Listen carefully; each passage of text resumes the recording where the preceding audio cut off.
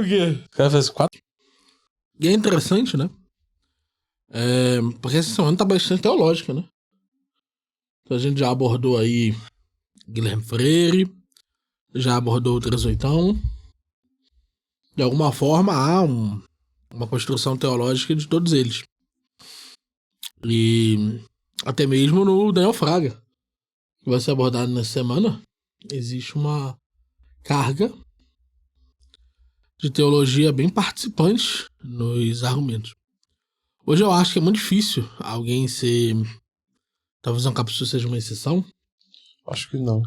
Mas é muito difícil alguém ser muito, muito, muito grande e não comentar nada de teologia. Mas ele comenta bastante o Cápsula. Comenta? Comenta ali. Só que é uma tentativa de comentário sobre teologia no campo meio que antropológico, um negócio meio... Uhum. Ele comentou recentemente que, tipo, os muçulmanos dariam um jeito ali na degeneração europeia, tá ligado? Sim. Só que é engraçado que geralmente esses homens que falam de degeneração europeia são os que estão bebendo até o último suco delas, tá? Como consumir prostitutas. O exemplo é que é muito comum dos brasileiros. O Ryan Santos foi... Eu acho que a gente tinha que fazer um episódio sobre o Ryan Santos, cara. Porque o Ryan Santos ele foi um dos principais mobilizadores pra isso, tá ligado? Uhum. Tem muita gente indo Sociólogo. sociólogo Ryan Santos. Ele mobilizou uma quantidade gigantesca de pessoas pro turismo sexual mesmo, tá ligado? Sim. Eu descobri que existe realmente essa bolha e que o Ryan Santos realmente criou uma bolha de nômades que viajam à Europa pra fazer sexo. Tá ligado? Eles sabem os points, eles sabem falar que são brasileiros rapidamente. Sim. Que tem um certo carisma latino que é muito apreciado pelas europeias. Sim. E o Ancapsul faz comentários sobre isso, tá ligado? Só que geralmente o cara que faz comentários sobre isso, se você não tem religião, você é ateu, o cara é solteiro, no caso do Ancapsul, tá frustrado, término de uma porrada de coisa na vida. Ele tá num lugar onde ele diz que tem guerra, e a gente sabe que existe uma proximidade muito grande entre a vontade de pulsão de vida e pulsão de morte, né? Sim. Então é muito comum ter um aumento exacerbado de prostituição em ambientes que estão em guerra. Sim. Não é acidental. Que o prazer passa a ser o componente que media as relações. Sim. E aí, nesse momento, acaba sendo um momento de... onde se acaba também tendo uma certa busca religiosa, tá ligado? Sim. Por causa da morte tá muito próxima, a degeneração tá muito vista. Mas eu acho que a gente já tá divagando muito sobre o assunto e tá fugindo um pouco. Eu acho que o que importa aqui na discussão toda é o Cogos instrumentaliza a teologia dele. Pois a teologia não é um dos tópicos não foi acidental falar disso não, sabia? Parei pra pensar agora. Foi muito inspirativa essa parte agora, velho. Porque o Cogos, ele coloca o mundo... Não, cara, porque agora eu pensei, caralho, de um insight, velho. Ser um gênio é difícil, velho. Eu tive insight, muito sério agora, falando dessa parada de guerra. O pessoal da direita vê o mundo como guerra cultural, né? Sim. E a grande maioria deles são todos ninfomaníacos. Sim. Não é acidente. E falam de religião. Sim.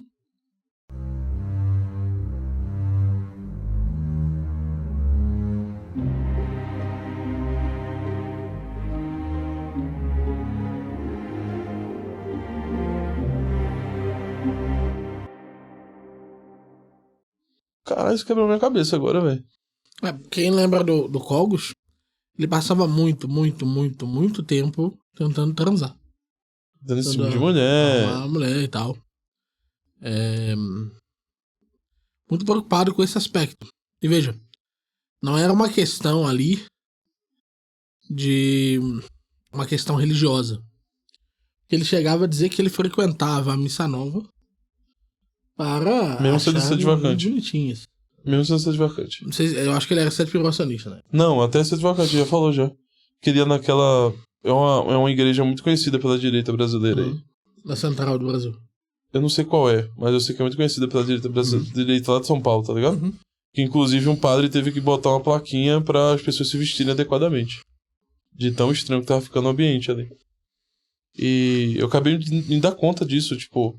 os principais assuntos que essas pessoas falam é guerra cultural, tá ligado? Sim. Simultaneamente falam muito sobre sexo e masturbação.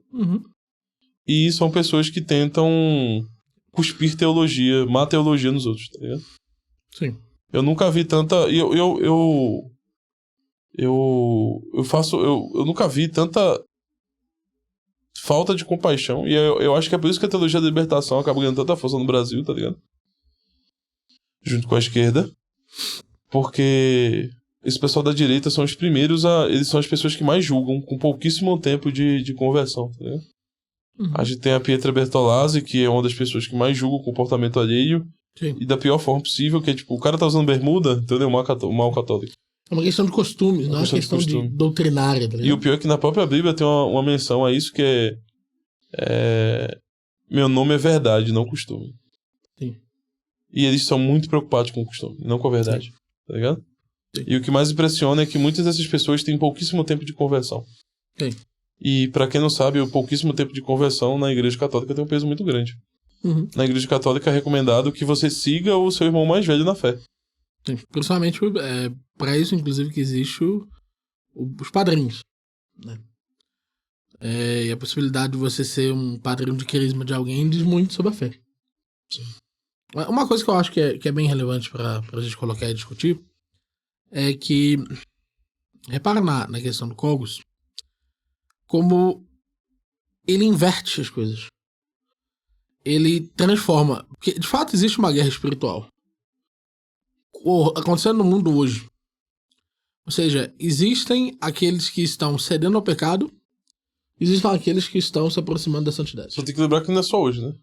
Sempre até houve aqui. essa guerra, que marca, inclusive, o início da história. O início da história é o início dessa guerra. Só que não dá pra você inverter os polos dessa guerra em termos de direita e esquerda. Que é o que o Cogos tenta fazer.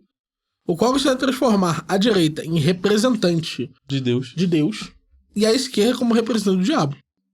Guilherme Freire também.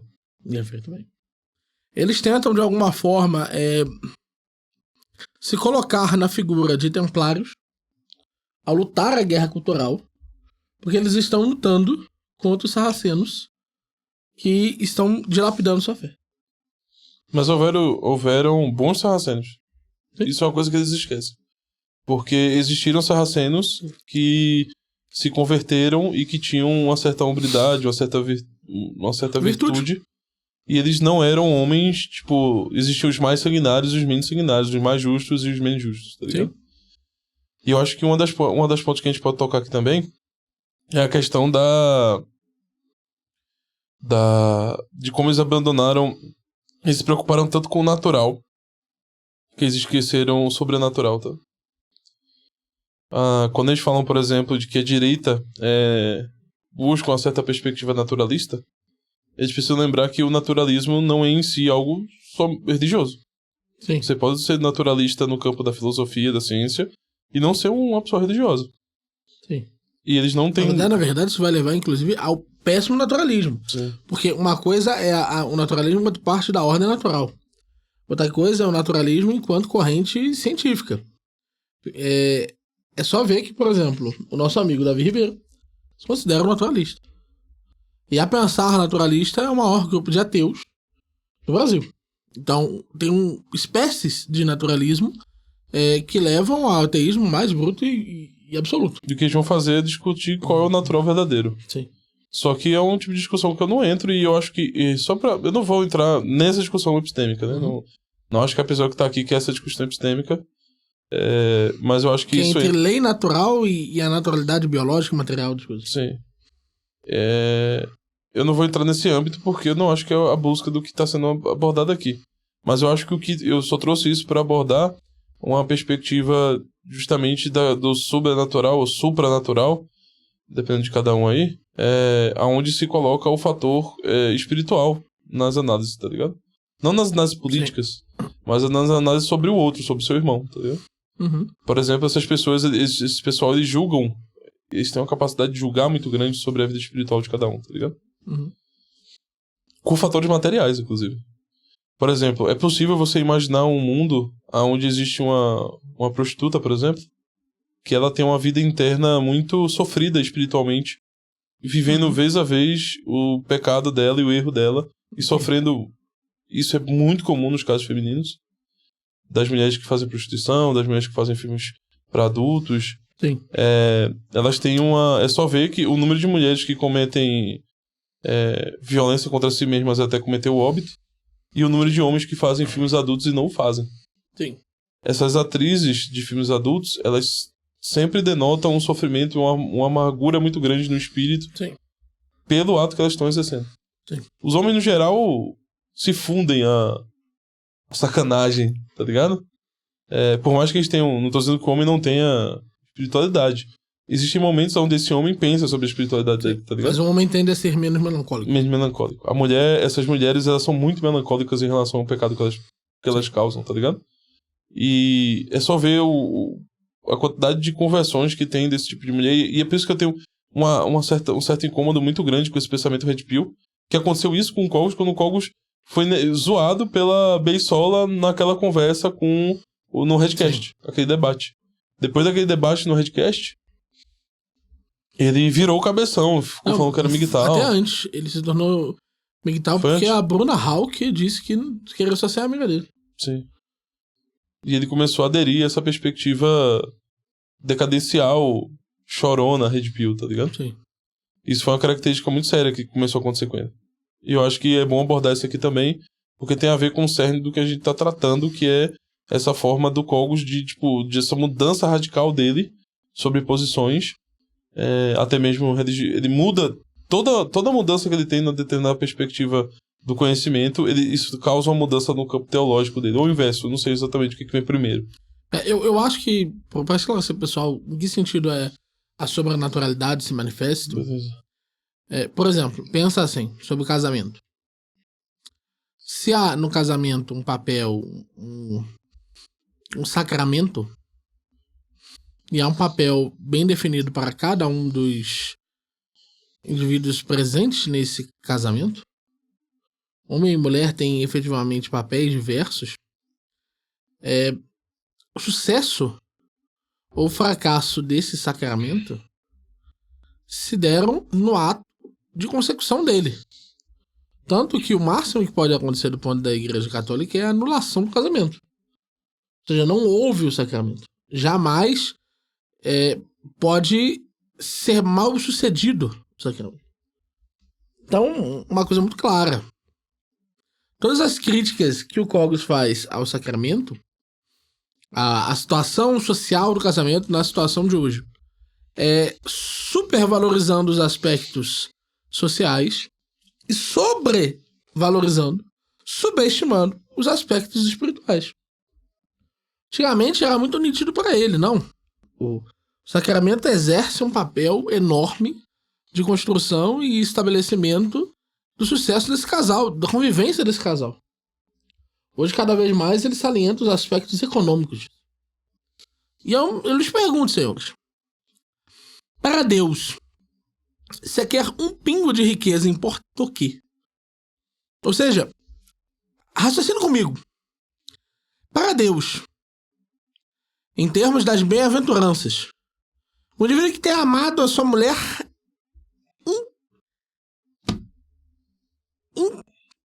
como eu posso pôr isso? Intensamente. Amado sua mulher como Deus vividamente, amou. como Deus amou a igreja. Deus amou sua noiva.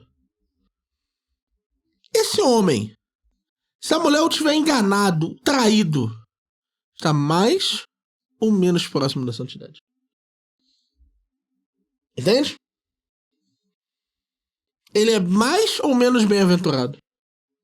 O sofrimento dele conta mais ou menos pontos do ponto de vista da economia da salvação, da sua própria alma. Se esse indivíduo tiver nada, ele tiver sido privado de tudo, mas ele tiver sido em tudo justo, Deus se alegra ou se entristece dele? Eu acho que é daí que veio o blame the victim, tá? Quem tá sendo errado é a mulher, tá? Sim. Quem tá sendo a pessoa injusta, a pessoa errada, é a mulher.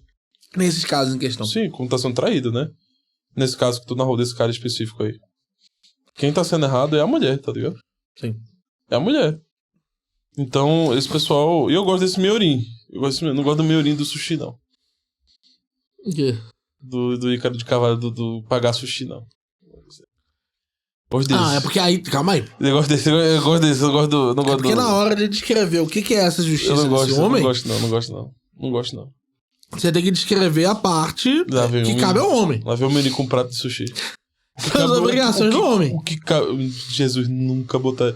Cara, a única forma de conseguir justificar isso do Ícaro de Carvalho é se tu tentar fazer uma analogia com o peixe que Deus deu para as pessoas pra justificar o sushi na relação. É a única forma. Eu fiquei, cara, qual é a forma que ele pode justificar isso? Jesus multiplicou os peixes.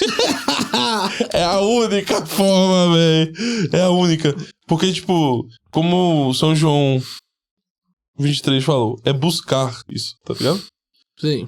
Os próprios votos do casamento é na saúde e na doença, sim, na riqueza e na pobreza. Sim. Então, tipo, eu gosto desse Mionin. Não gosto do Mionin do sushi. O de sushi é estranho, muito capitalista. Mas é muito metacapitalista. Mas esse pessoal, e eu acho estranho como o Kogos tem uma incrível capacidade de dar em cima da mulher do próximo. Grande parte. A Detone. A Detone tinha um marido e ele dava em cima dela. Marido não. É um namorado, noivo. Sim, mas é a mulher do próximo. Sim. E é o terceiro mandamento. A não ser que você vai me dizer que ela... E aí é uma coisa que o Kogos deveria dizer publicamente. Que ela... Porque, assim... Não, eu já vi Detone, ele ela fazer... se casou. Eu já vi ele fazer... Não, mas é que tá. Na igreja católica você pode ser noivo. Você não pode dar em cima da mulher que tem um noivo. Não. Então, teoricamente pode. Não pode. Teoricamente pode, porque... Não pode.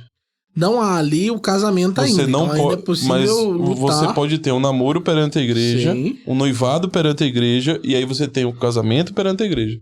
Você Sim. não pode dar em cima de uma mulher que está no namoro perante a igreja, nem perante um noivado perante a igreja. Não, mas é porque eu acho que nesse caso eu diria que ela é protestante. Ela é protestante? Acho que ela é protestante. Mesmo que seja o caso, existe também um abono social. É por isso que, por exemplo, a igreja reconhece também... Muitas igrejas pedem pra pessoa que esteja casada no civil. Tá ligado? Existe o abono e reconhecimento social. Sim.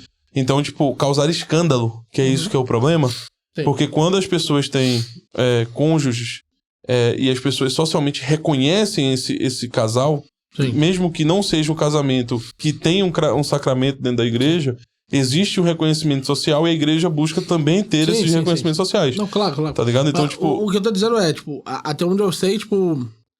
existe uma certa flexibilidade nesse sentido. Man, jamais um padre diria pra tu que tu pode querer a mulher do cara, tá ligado, velho? É porque o namoro, do ponto de vista... o noivado é diferente, concordo. Mas o namoro, do ponto de vista do católico, isso não é nada ainda. Entende? O namoro nem se manifestava na maior parte da história. Então dá pra discutir o namoro, mas ela era noiva. Mas existe um reconhecimento da igreja sobre essa... Você pode ir na igreja e pedir a bênção do padre para o seu namoro, para que vire, então, com a força de Deus, vire o noivado e chegue ao casamento. Agora, por exemplo, quando um homem dá em cima de uma mulher que tá buscando um relacionamento que vai chegar a um casamento, isso é sob consciência, sim, você não pode virar pedra de tropeço de ninguém, não, man. Isso sim, mas a pergunta não é essa. A pergunta é... Man, jamais um padre diria... Até que ponto... Chega num padre e fala assim, padre, tem uma menina ali que ela tá num namoro ali. Uhum. Todo mundo tá sabendo, é uma parada social muito bem estabelecida, que no caso da Detone, né? Ela já me avisou que ela quer ter um casamento com esse cara e eu quero ser pedra de tropeço. Eu quero dar em cima dela pra ela largar esse cara, que ela já tá num caminho pra chegar ao casamento com esse cara. Eu posso? O padre vai dizer que não, cara. É porque o problema é que é muito específico em relação a esse processo de consciência do próprio Kogos. Porque o lance é que eu sei que, tipo, o namoro não é muito... Ele não é muito institucionalizado do ponto de vista católico, tá ligado? Mas é que tá, se você pede uma bênção... Mas é porque se você tem essa questão da bênção. A bênção... É por isso que deu aquela treta com o negócio dos casais homossexuais, tá ligado? Sim. Você dá a bênção, quer dizer que, tipo, você tá dando a bênção para o propósito daquele casal, daqueles dois jovens, daquelas pessoas mais velhas, sei lá, daquelas duas pessoas que estão juntas, para chegarem ao matrimônio. Sim. É por isso que deu aquela treta por causa da bênção dos casais homossexuais. Por isso deixou claro que você pode abençoar cada um deles individualmente. Você não pode. Agora, se você vai com sua namorada no padre e pede uma bênção, o padre tá abençoando aquele casal para que eles cheguem a consumar um casamento dentro do sacramento do casamento dentro da igreja. Há uma diferença de período, inclusive. Porque a gente tá se estendendo entre muito. o noivado e o... porque o que acontece? Tudo que eu tô dizendo não necessariamente, do ponto de vista católico, o namoro tem o mesmo resguardo que tem o noivado em relação à moralidade dessa atitude. Mas Deus não falou, tipo... Não sei o que do próximo. Não cobiçai a mulher do próximo. Não cobiçai a mulher do próximo. E disse escalas. Não. É sim, sim, não, não. Sim. Não cobiçai a mulher do próximo. Tá ligado? E nessa época dos mandamentos, nem tinha se eu não me engano, posso estar errado, nem tinha o sacramento que nós temos hoje do casamento. Não tinha. Então, tipo, tu entende que, tipo, parece uma coisa muito objetiva? A gente precisa sair um pouco dessa noção intersubjetiva, tá ligado? Existe, sim, uma relação entre aquelas duas pessoas. E você não pode ser pedra de tropeço pra ninguém. Sim. Porque o casamento, a relação entre duas pessoas, inclusive, como São Paulo fala, que um homem santo pode levar uma mulher à santificação e uma mulher santa pode levar um homem à santificação. Ou não. Mas... quando aquele relacionamento daquelas duas pessoas está estabelecido, existe uma relação essa relação exige deles dois que talvez eles possam, inclusive, irem à igreja, ou então, mesmo que seja a questão protestante, tu que gosta do comunismo, eu tô começando a ter que defender o comunismo também por necessidades lógicas, isso tá me irritando! Não odiar o Lutero, mas existe, se ela era protestante e ela tinha uma vida ativa dentro do cristianismo, existe sim uma possibilidade deles buscarem a santidade juntos. E quando uma pessoa cobiça a mulher do outro, ele é pedra de tropeço pra esse caminho. Eu concordo completamente com a sua análise como um todo. Eu só tô dizendo que eu acho que em determinado momento isso ficou claro com o noivado, mas definitivamente, desde antes, a noção do namoro é que eu tenho dúvidas sobre como a Igreja Católica trata isso. Então, mas a Igreja já tem uma resposta pra isso. Na dúvida, não faça. Don't do it. Sim, concordo. Não, eu jamais faria, tá ligado? Não, mas eu tô dizendo, tipo, eu já ouvi muita gente dizendo que, do ponto de vista católico, não existe namoro. Sim, mas se você for, por exemplo, na igreja e pedir a bênção para o relacionamento, eles dão, tá ligado? Isso é dado. Porque se dá a bênção para que Deus ajude vocês a chegarem ao casamento. Sim, mas e aí, quando tu dá isso... há algo que poderia impedir o outro de agir nessa seara? Ou seja, se uma mulher está namorando, o homem pode lutar pela sua mão ou não? Mas é que tá, é porque o lutar pela sua mão, pelo menos, antigamente, era um negócio indicativo. Sim. Irmão, vamos pra um duelo de bala, tá ligado? Sim. Vamos cair na porrada, espada. O Coco não fez isso em nenhum momento. Sim. E você há de concordar comigo que socialmente, e não socialmente, mas espiritualmente, no campo moral, ético, a gente tem uma perspectiva social em relação a um cara que dá em cima de uma outra mulher que é uma noção pejorativa, é uma noção ruim. Porque essa pessoa não parece ser confiável, tá ligado? Uhum. E a Detone não é um caso isolado. A não ser que o Cogos vai me dizer que, na verdade, ela não contou nada. Impossível. Que é algo muito estranho. Porque depois que ela contou, ele continuou. E aí depois ela foi mais acentuada. E aí ele parou. Tem aquele outro caso que a gente conhece muito do Facebook. Que ele deu em cima de uma mulher lá, deu uma BO, chamou a polícia, caralho. E essa mulher tinha um namorado também. Então assim, não é a primeira. E assim, um homem que se comporta na medida de dar em cima de qualquer mulher, sendo que qualquer mulher pode estar em um relacionamento, cabe a você ser cauteloso. Sim. Porque é uma noção muito bem estabelecida e que normalmente as mulheres têm namorados, noivos e pessoas casadas. Sim. Então, tipo, o próprio ato deliberado dele de dar em cima de qualquer mulher demonstra um aspecto da psique da moralidade dele que ele não tá muito preocupado se a pessoa tá se relacionando com outra. Sim. A sorte, digamos assim, do Cogos ou o azar dele é que ela é uma pessoa que as pessoas não vão se atrair naturalmente. E as pessoas não levam tão a sério porque já começaram a levar pra galhofa quando ele faz isso. Ou seja, ele fez isso tantas e tantas vezes, deu em cima das mulheres tantas vezes, e publicamente, Tipo, já é o Cogos, sabe? Sim. Ninguém olha isso e diz, tá dando realmente... A pessoa nem sabe mais diferenciar se ele tá zoando, se é sério, se não é. Sim. Eles propõem a ser levado a sério, mas as pessoas não levam muito a sério. E ele nem é mulherengo porque nem consegue ter. Sim. Tu entende? Uhum. É só um cara que parece ser... O cara que é mulherengo, ele tem um problema dentro dele, tá ligado? Ele tem um problema de, talvez, homossexualidade. Ele tem uma parada muito séria dentro dele. Ele tem um problema, de fato, com a carne. Sim. O problema do Cogos nem chega a consumar. Isso é uma coisa que é muito estranha do Cogos, velho. Ele tinha umas fotos, eu estou aqui com essas belas mulheres.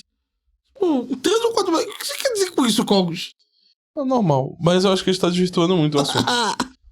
Antes que o cara... Porque o pessoal não consegue entender que o que a gente tá falando aqui... Isso que eu acho que é o mais difícil, cara, de ensinar pras pessoas. Explicar pras pessoas. Mas calma aí, pô. Não, ele acompanhou a linha de raciocínio. Cara, tu já percebeu quantos comentários tem no YouTube falando pra tu parar de me interromper? Sim. Mas eles estão errados. Os caras de comentário estão errados. Em várias coisas.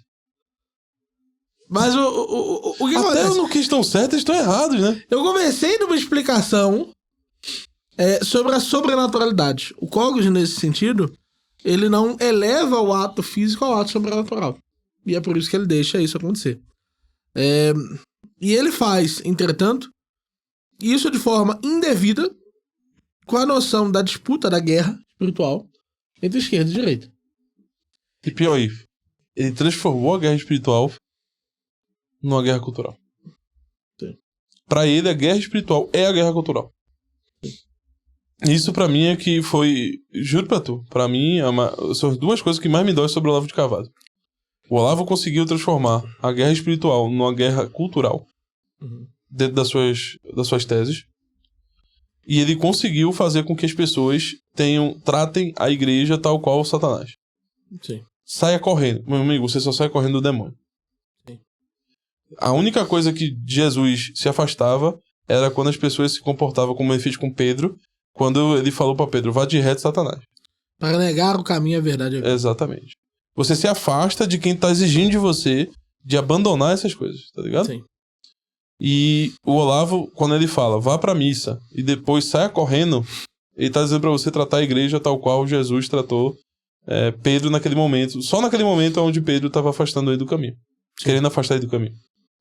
E o Cogos, esse pessoal da direita no geral, instagramável, essa bolha da direita que surgiu, Cogos, 38, esse pessoal todo, eles têm um caráter de pregar para as pessoas que eles se afastem o máximo possível da comunidade da igreja. Sendo que o segundo mandamento é amar o próximo como a ti mesmo. Não tem como você amar Deus acima de tudo sem você amar o próximo como a si mesmo, tá? Porque um tá relacionado ao outro. Se você ama o próximo como a si mesmo, você ama Deus acima de tudo. Se você ama Deus acima de tudo, você ama o próximo como a si mesmo, tá ligado? E o Olavo, ele conseguiu transformar essas duas coisas. Que o cristão tivesse medo da igreja e e transformar a guerra cultural, a guerra espiritual na guerra cultural. Mas eu acho que o Olavo, ele tinha uma parada mais sofisticada que isso. Porque o Olavo reconhecia o papel da esquerda. O Olavo reconhecia a possibilidade de intelectuais de esquerda inteligente. Mas ele dizia que no Brasil não tinha mais, ele dizia que não se fazia ateus como antigamente. Mas ele acreditava que haviam, de fato, figuras que podiam discordar dele e, de fato, terem um certo nível elevado, que não fossem inimigos espirituais, propriamente dito, entendeu? Que fossem pessoas que estão buscando a verdade da sua própria forma, tá ligado? Sim, mas o problema... simplesmente se enganaram.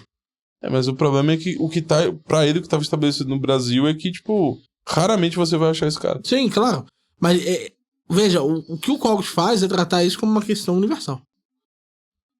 O que é um exagero da posição do Olavo. Mas o homem tem sua responsabilidade com suas afirmações, né, velho? Quando ela falava pra você sair correndo da igreja depois de orar, ele não disse, tem algumas igrejas você corre. Não, assim... Tá ligado? Nessa parte, em especial, eu acho que... Sim, eu acho que você tem razão. Mas na segunda parte, eu acho, por exemplo, que ele olhava por homens como o Otto Maria Carpo com muita admiração. Mas o Otto Maria Carpo virou lá no final da vida. Se virou lá no final. Sim. Mas ele olhava pro Nando Conder com certa admiração. Eu olhava pra uma série de figuras com admiração. Com um certo nível de... Cara, esse cara não é um completo idiota. Mas pra ele, por exemplo, o último que podia ter sido tratado assim no Brasil foi o não sei o que, Aranha. Sim.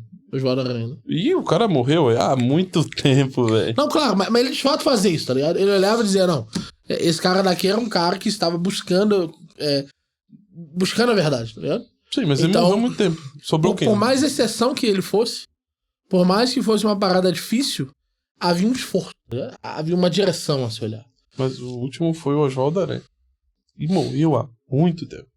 Inclusive, esse pensamento eu acho muito ruim também. Mesmo que tu transforme dessa forma, o Oswaldo Aranha foi responsável pelo colocar o Brasil na ONU, por exemplo.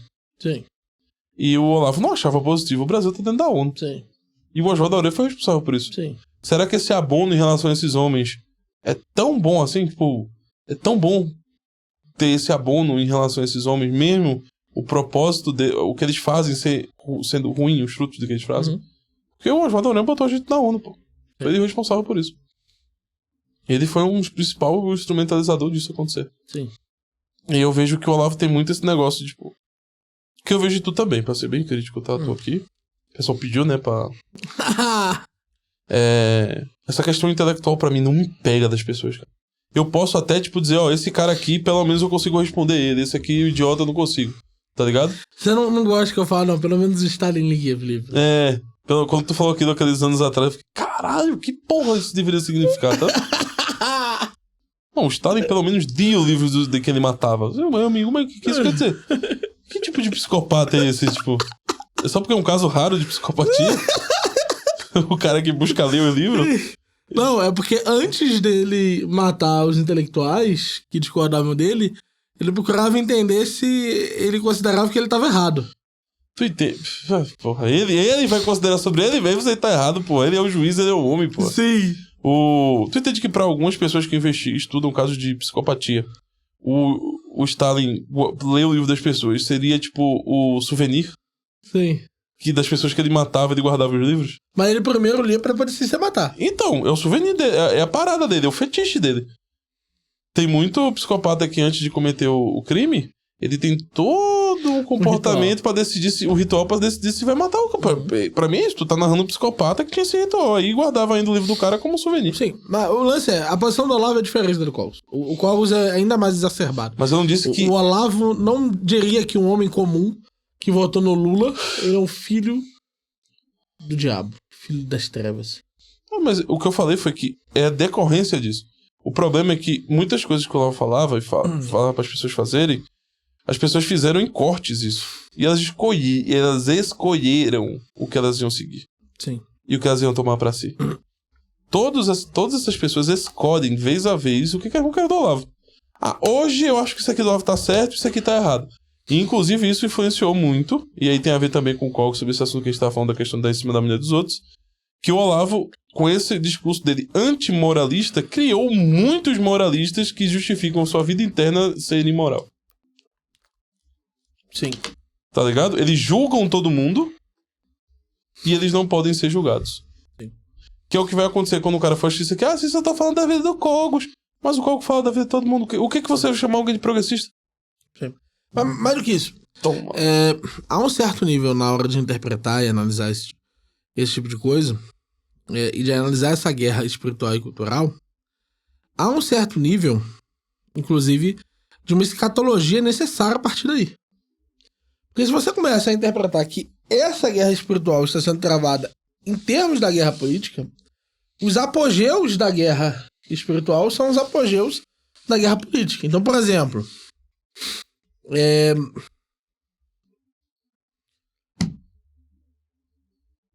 Quando os indivíduos são exelados no Brasil, Alan dos Santos, o Paulo Figueiredo e companhia, isso precisa ter um correspondente do ponto de vista da guerra espiritual ali realizada. Então por exemplo, o cativeiro no Egito.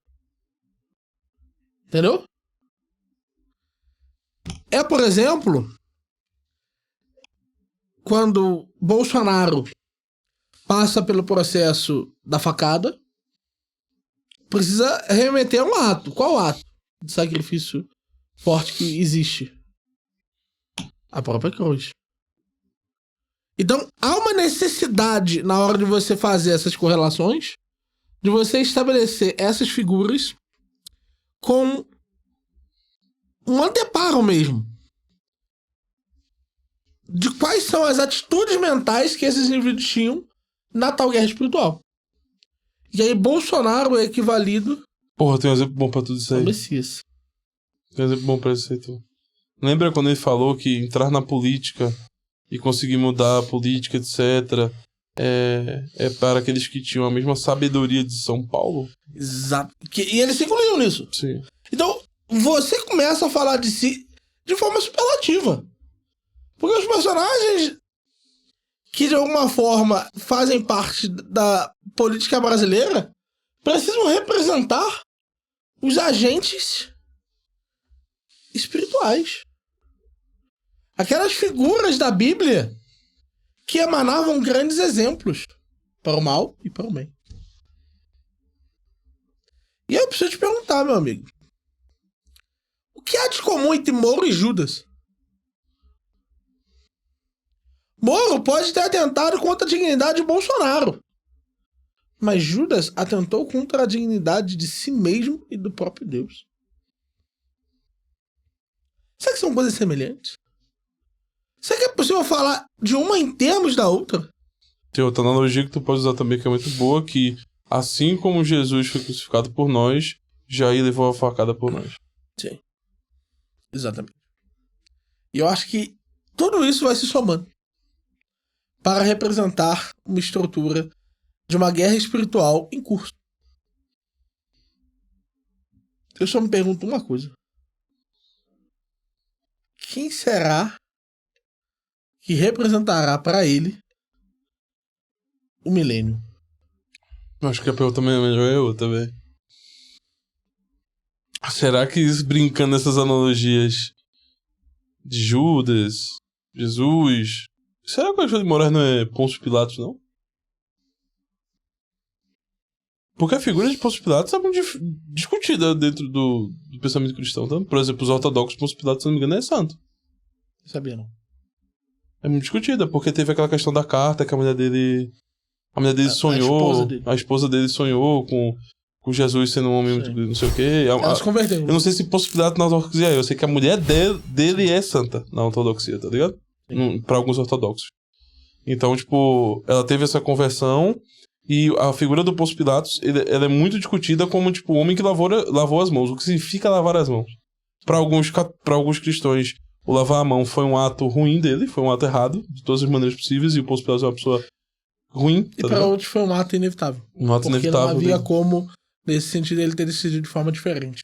Sim. Tanto que ele faz um ato que é o de colocar no epitáfio de Cristo, Rei dos Judeus. Que é um ato que, do ponto de vista de toda a construção histórica, foi muito pesado. Por isso que eu fico sempre pensando nessas analogias, porque o pessoal não entende que como você vai fazer essas analogias, vai ter, por exemplo, quem é Pedro e quem é Paulo? Sim. Ao lado de Bolsonaro. Ah, não, ele já falou. O Cogos é Paulo, ele falou. O Cogos é Paulo? É a sabedoria de Paulo que ele tem. Ele tá... Ah, é porque é Paulo Cogos. Isso. Ele falou que ele tem a sabedoria de Paulo pra entrar na política. Então, a sabedoria de Paulo fulminou em um assessor. Isso. Eu fiquei dúvida quem é Pedro. A sabedoria de Paulo, de São Paulo, fulminou em um assessor de um político brasileiro. Isso. Não é do Bolsonaro. Isso. Então esse outro virou Jesus. Que ele é assessor. Eu já não sei mais nada. É muito difícil. É muito difícil. Acompanhar. Essas analogias são muito difíceis, né, velho? Eu lembro daquela analogia dele de que o voto era a arma do cidadão. E eu ficava me perguntando, meu Deus, o que são as balas?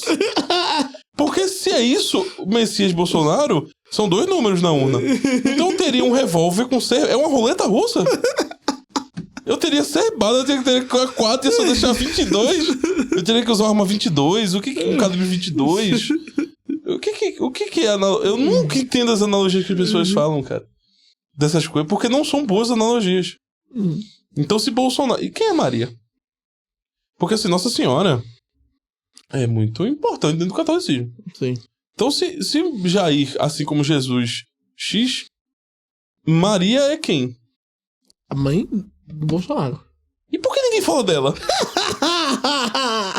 Eu nem sei o nome da mãe do Bolsonaro. Por que ninguém fala dela? Talvez a mãe dele seja o Temer. O Temer. Temer gerou o Bolsonaro. muito estranho. São analogias, cara. E é uma coisa que eu acho que todo mundo tem que fazer, realmente. Você que não é católico e tal, mas, tipo, quem é católico ou protestante, tipo... Cara, pelo menos, sei lá, tem que rezar muito por ele, cara. Porque ele é uma pessoa que tá se movendo de uma forma tão... blasfêmica em relação às coisas, que é assustador, velho. Aquela parada dele de dizer que quem ia pra manifestação do dia... Qual era o dia? 7. Do dia 7 eram os Filhos da Luz, e quem ia pra manifestação do MBL eram os Filhos da Noite. Das trevas. Isso é muito estranho, cara. Tá ligado? Isso é muito estranho. E eu vejo que, tipo, o principal impacto dele não é ele ser somente uma pessoa que talvez esteja sendo blasfêmio. Mas é que ele tá influenciando terceiros. Ele tá influenciando terceiros a serem blasfemos. Sim. As coisas que o Kogos fala a respeito da cristandade e as analogias que ele faz isso publicamente, promovendo escândalo e fazendo como terceiros repitam suas analogias. Sabe uma coisa que eu acho muito assustadora? O Kogos, ele conseguiu, para se inserir num grupo muito específico de pessoas, ele acabou conseguindo se afastar da própria noção da generalidade. Então, assim, muito claramente, ele critica o Papa Francisco. Mas não critica só, né? É horrível a posição dele em relação. Sim. Ele fala que o Papa Francisco é um palhaço vestido de papa. Um palhaço Kogos. Falando isso é bem curioso. Um homem que é conhecido por ser um palhaço. Palhaço templado. Que babaca, né? Kogos é muito babaca, velho. Eu acho o seguinte, cara. Eu acho que, nesse sentido, Deus é bom sempre. Você foi fazendo o possível para se tornar mais popular que seu grupinho, foi estando cada vez menos popular com as pessoas. A tal ponto que você não pode manter sua própria personalidade sem perder votos. Se ferrou. Eu não acredito em karma. Mas que ele sofreu as consequências das suas próprias ações, ele sofreu.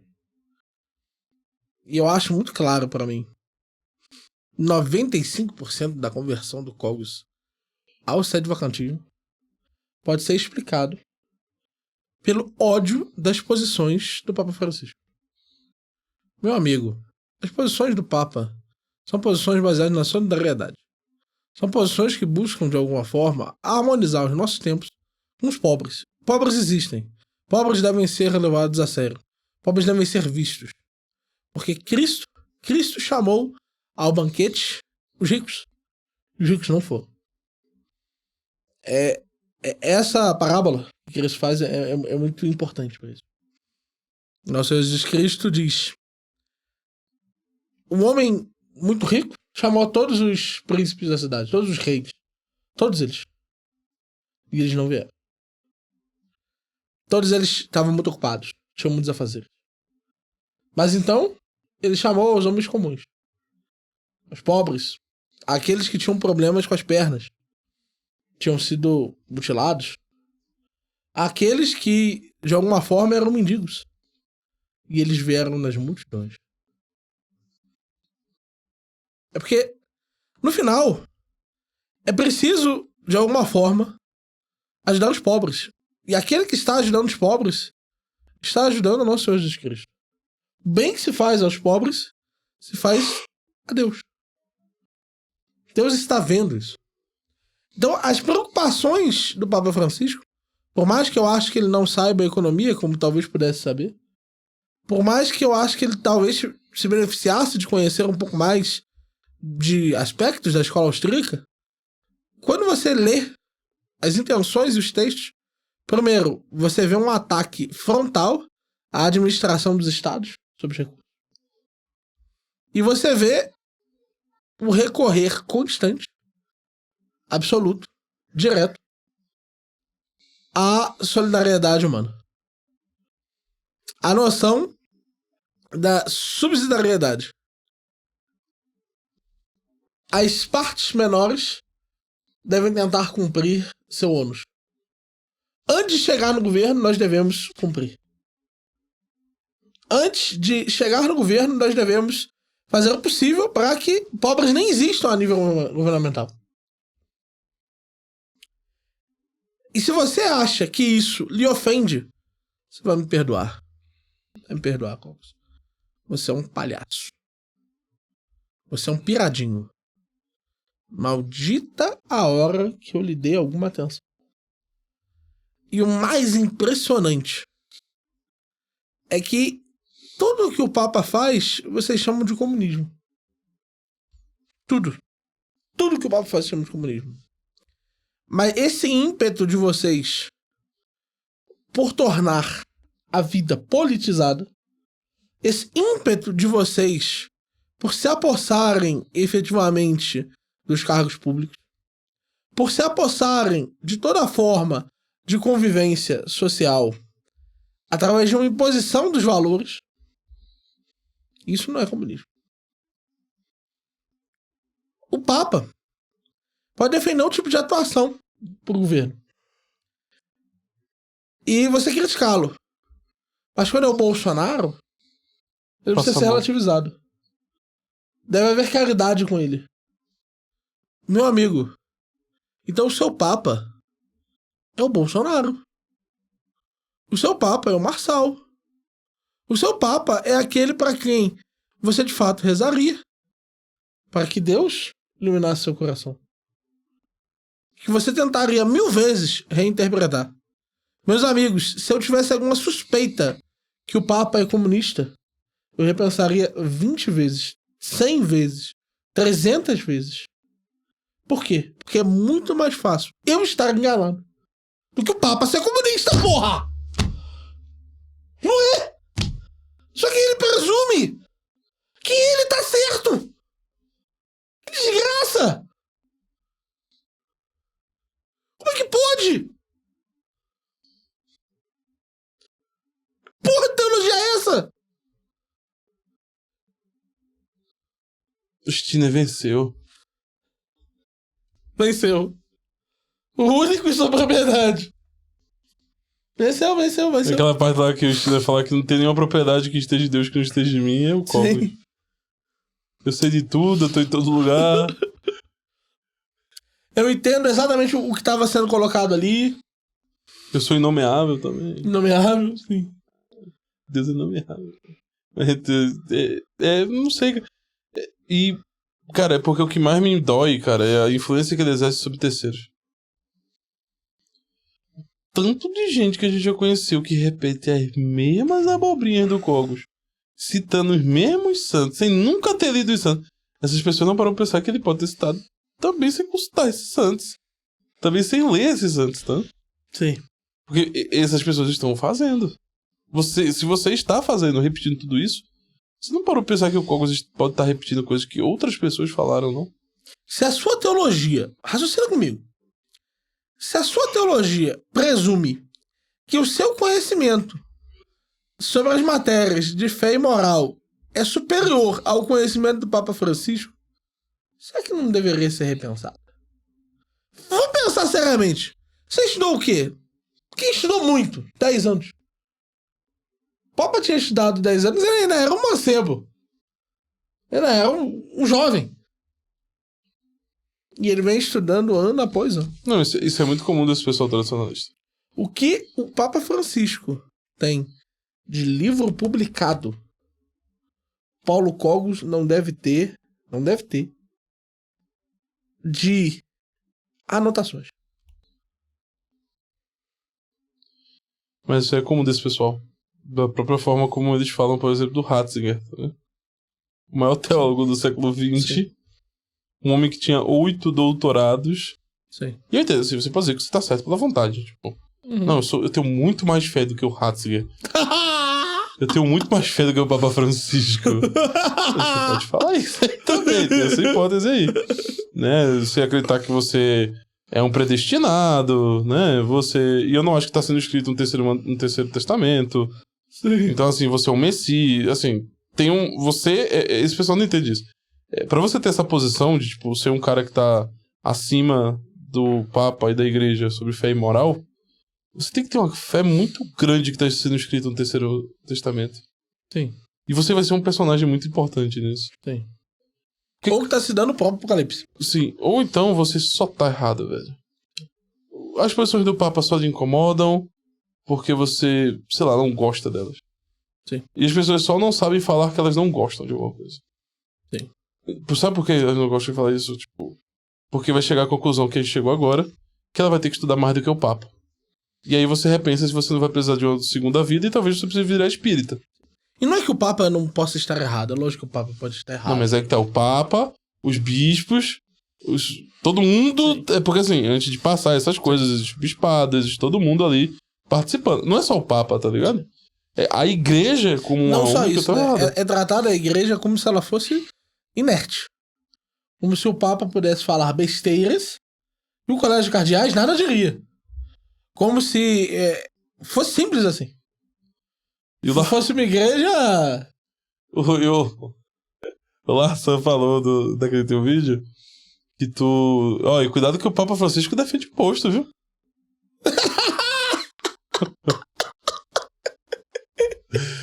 Tá bom.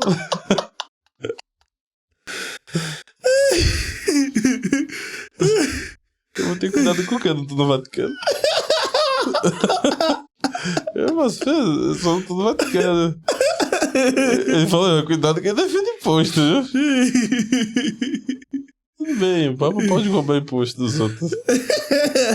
Porque eu acho que dentro do Vaticano, o número de pessoas que estão de fato pagando imposto sendo forçado é muito baixo, tá? O cara é católico, tá vendo o Vaticano, ele tá pagando imposto, nem é imposto mais. Tá ligado? Tipo... O mais interessante, na verdade, é isso, né? Hoje, em uma coisa que esse pessoal não suporta. Não há o que se possa chamar de reino católico para chamar de seu. Não. Mesmo a Polônia não é estabelecida. Inclusive, esses nômades aí, eles gostam, o que eu falei no começo, eles gostam muito de ir pra Polônia. A mulher lá tá no vapor, velho. Vapo. Tá na pegada europeia. Sim. Tá polonesa. Então é toda uma. É toda uma tentativa ali de confundir o que os papas colocam para que os estados façam, em termos do que o estado poderia fazer, em termos do que poderia ser o mar moral. Nós sabemos, nesse sentido, o que é o mar moral.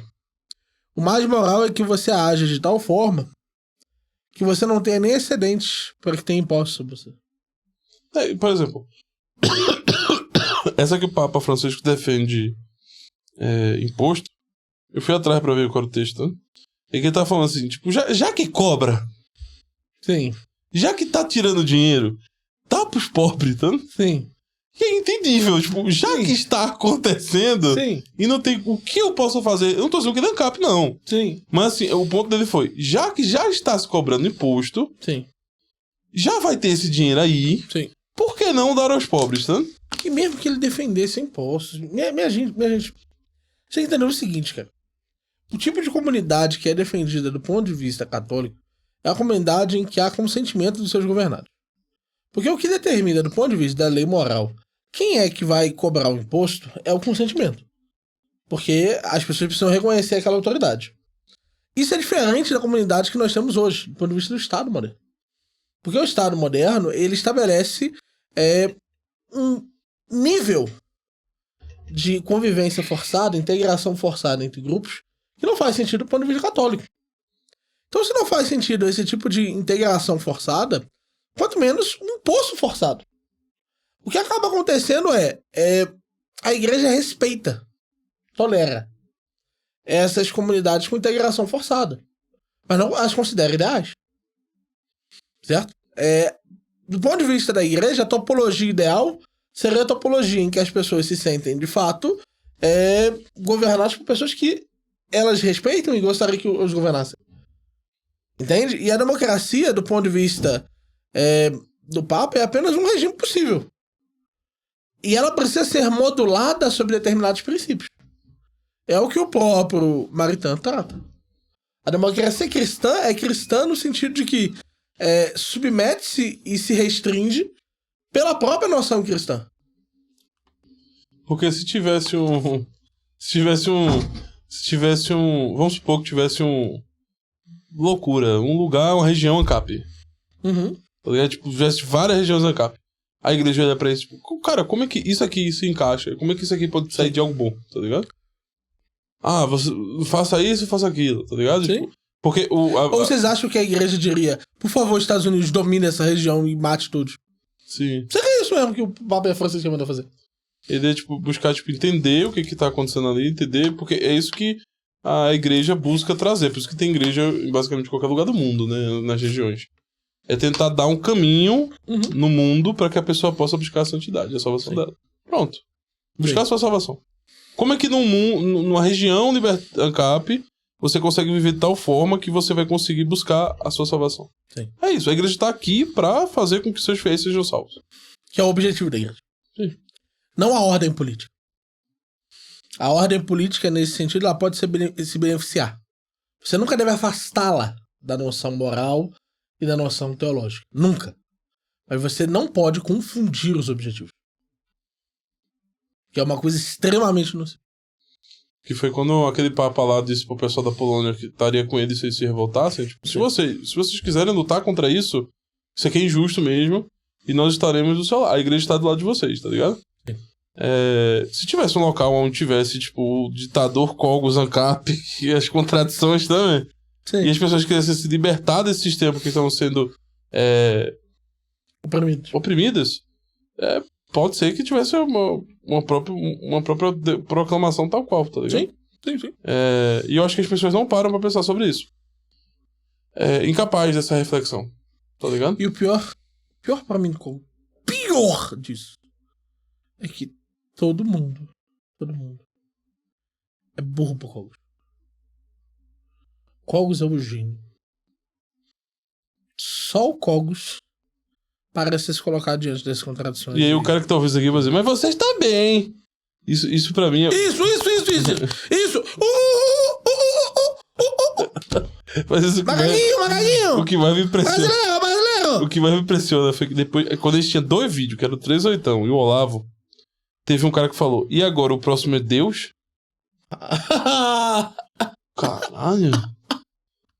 Esse cara realmente vê o mundo em religião, tá? Pra ele realmente, tipo, A escada! Sim, 38. Olavo, qual é o próximo? Jesus? Como? As pessoas falam, só vocês estão certos. Minha gente, a gente só... Até agora a gente fez 7 pessoas. Não é possível que vocês achem que dentre 7 bilhões... É porque eu acho que foi o 7 que pegou, velho. Porque tem 7 bilhões de pessoas, né? Então 7 bilhões. Exato. Eles representam cada um a máxima capacidade. 1 bilhão, então, tipo, só estão certos. Sim. E a gente respondeu algumas pessoas. Teve outras pessoas que a gente não respondeu primeiro, porque a gente não conhece tanto. Sim. Mas, por exemplo, a Bruna Torley. Eu discordo da Bruna Torley. Eu gosto da Bruna Torley. Eu acho que a Bruna Torley não é desonesta. Mas é que tá, eu não gosto nem desgosto. Eu acho que a pessoa não tem uma opinião sobre a Bruna Torley de gostar ou não gostar, tá ligado? Eu discordo de algumas perspectivas filosóficas dela. Sim. Mas tá tudo bem. Sim. Discordei. Tem um monte de gente que tá fazendo... Você não vai ver a gente fazendo um vídeo... A não ser que a Bruna Torley muito radicalmente tem alguma ideia muito específica. Você não vai ver a gente fazendo um vídeo contra a Bruna Torley. Você não vai ver a gente fazendo um vídeo contra o Marcelo Andrade. E olha que o Marcelo Andrade, a minha discordância com ele é muito maior. E ele sabe disso. Que é o que a gente vai fazer um dia no nosso debate. Que é a noção do tradicionalismo contra o libertarianismo. Eu, de fato, acredito que há o espaço para discordância. Só que eu jamais faria, nesse sentido, uma resposta fechada desse tipo. A resposta que eu pretendo fazer é uma resposta permitida dos dois lados. Discordo do Tiburcio, jamais faria um vídeo pra ele. Discordo de uma série de figuras que eu não acredito que vale a pena fazer vídeo pra eles, porque eu não acho que são figuras que devem ser tratadas dessa forma. Sim. E aí eles acham que a gente tá criticando todo mundo. Sim. Todo mundo tá errado, porque a gente atacou as pessoas que eles gostam. Isso. Só isso. Tem uma miríade de pessoas que a gente só não responde, só não faz vídeo assim. A gente pode até responder, por exemplo, eu não tô nem fizesse o vídeo. O anarcocapitalismo é contra Deus. A gente veria o vídeo e a gente responderia. Mas o Marcelo Andrade, por exemplo, Marcelo Andrade tem sua resistência sobre o narcocapitalismo. Principalmente sobre a escola austríaca. Sobre a escola austríaca, o Tiburcio também tem. Várias pessoas têm, tá ligado? Até porque se elas não são libertárias, é porque elas têm alguma contraposição a isso. Sim. Porque são pessoas que se colocam ao campo do intelecto. Então, alguma posição contra isso elas devem ter. Sim. E a gente não fez nada sobre isso, tá ligado? Uhum. Eu não acho, por exemplo, que o Marcelo Andrade está prejudicando as pessoas com o conteúdo dele hoje. Por enquanto. Sim. Eu não acho que a Bruna Torres está prejudicando o seu público. O que eu acho, o que eu não gosto do Marcelo é pequenininho comparado ao que eu não gosto do Cogos. Sim. Entende? É a discrepância ali. A única pessoa que eu acho que não se encaixa nisso, mas o problema, cara, é que vocês criaram um culto em torno da figura do Olavo. É por isso que o Olavo tá incluso, cara. Só isso. Se não tivesse sido... se a gente tivesse criado essa estrutura intransponível em torno do Olavo, cara, não teria nem pra que fazer um vídeo com o Olavo. Porque a minha discordância com o Olavo é do mesmo tipo da discordância que eu teria com o Bruno Torley. Só que é uma questão do que vocês acabaram construindo ao redor. E ali é feio. A gente comentou ali várias e várias vezes, pra quem assistiu a série toda na plataforma, altalinguagem.tv, vocês estão vendo ali que, cara, principalmente o segundo episódio, as consequências da filosofia do Olavo no Brasil são reais. A análise política do Olavo criou muitas consequências. E aí vale a pena comentar sobre isso de uma forma mais clara.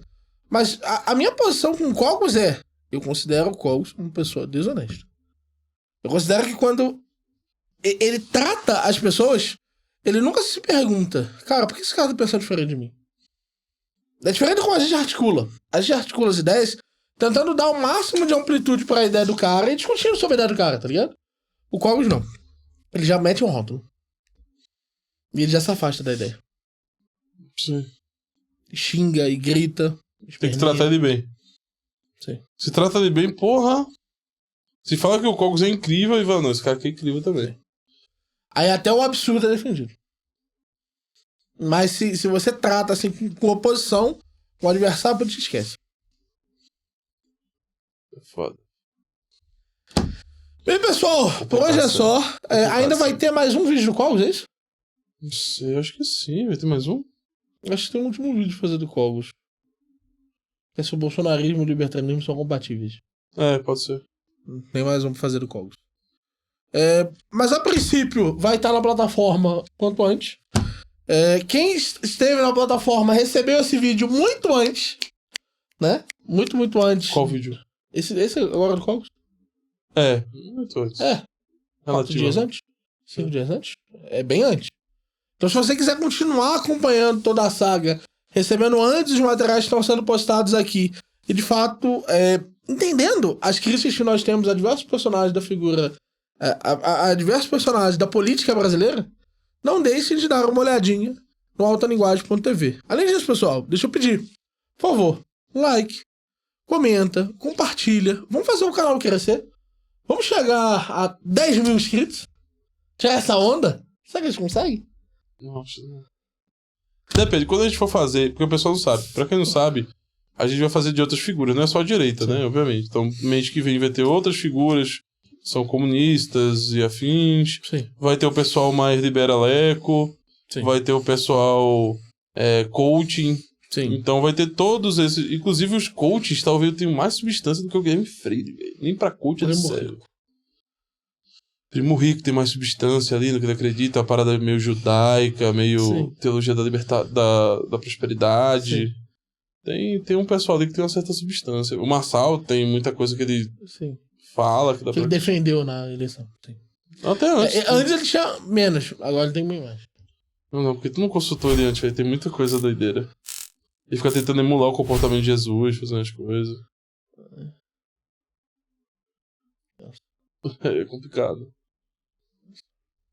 Bem, pessoal, por hoje é só, tamo junto. Forte abraço, até logo mais. Valeu! Valeu.